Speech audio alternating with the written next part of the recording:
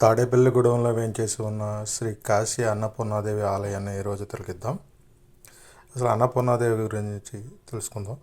హిందూ సనాతన ధర్మంలో సమస్తమైన ఆహారాన్ని పరిపూర్ణతను ప్రసాదించే అమ్మవారిగా అన్నపూర్ణాదేవిని కొలుస్తారు. సమస్త జీవకోటికి ప్రాణాధారమైన అన్నాన్ని, జ్ఞానాన్ని, వైరాగ్యాన్ని అనుగ్రహించే పార్వతీదేవి యొక్క అత్యంత శక్తివంతమైన అవతార రూపంగా అన్నపూర్ణాదేవిని పూజిస్తాం.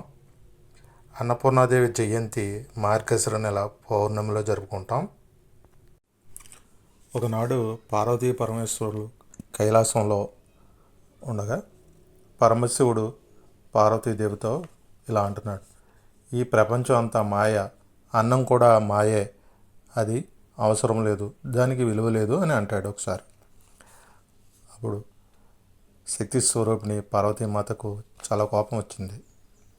అన్నం మాయ అయితే లోకం ఎలా బతుకుతుంది అని తన అన్నం అనే శక్తిని ఉపహరించుకొని అదృశ్యమవుతుంది. చెట్లు ఎండిపోయి పంటలు పండక భూమి మీద కరువు వచ్చింది. దేవతలు, మనుషులు అందరూ ఆకలితో అలమటించసాగారు. శివుడు కూడా భిక్షాటన చేసినా ఒక్క మెతుకు కూడా దొరకలేదు. చివరికి శివునికి అన్నం లేకపోతే జీవం లేదని పరమశివుడు గ్రహిస్తాడు.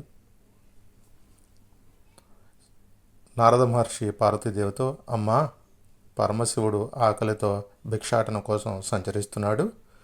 నువ్వు కాశీ క్షేత్రం వెళ్ళి ప్రతి భక్తునికి అన్నదానం చేస్తూ అన్నపూర్ణగా అవతరించవలసిన సమయం ఆసన్నమైందని కోరతాడు. శివుడు స్వయంగా భిక్షా పాత్ర పట్టుకుని కాశీనగరంలో వంటశాల ఏర్పాటు చేసిన పార్వతీ మాత దగ్గరికి వచ్చి అన్నం అడుగుతాడు. పార్వతీదేవి చిరునవ్వుతో శివుడికి లోకానికంతా అన్నం పెట్టి అన్నపూర్ణగా కాశీనగరంలో అవతరించింది. అయితే అన్ని దానాల్లో కల్లా అన్నదానం విశేషమైన ఫలితాన్ని ఇస్తుంది. శక్తితో కూడిన ఆహారమే మన శరీరం, మనస్సు కూడా ఆహారం యొక్క స్వరూపమే.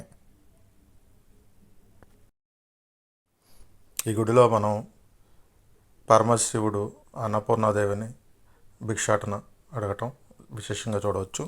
ఉపాలయాలుగా విఘ్నేశ్వరుడు, అలాగే కాలభైరవుడు, సునకం రూపంలో కాలభైరవుడు పూజలు అందుకుంటున్నారు.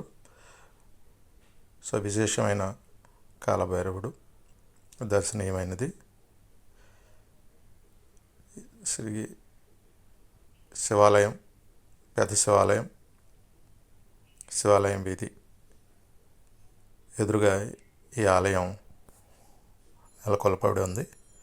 సో విశేషమైన ఫలితాలను ఇస్తుంది, దర్శనీయమైనది. శుభం భూయాత్. శ్రీ అన్నపూర్ణాష్టకంలో మొదటి చదువుదాం. నిత్యానందకరే, వరాభయకరే, సౌందర్య రత్నాకరే, నిర్ధూతాకిల ఘోర పావనకరే, ప్రత్యక్ష మహేశ్వరి, ప్రాళయేచల వంశ పావనకరే, కాశీపురాధేశ్వరి, భిక్షాం దేహి కృపావలంబనకరే, మాతా అన్నపూర్ణేశ్వరి.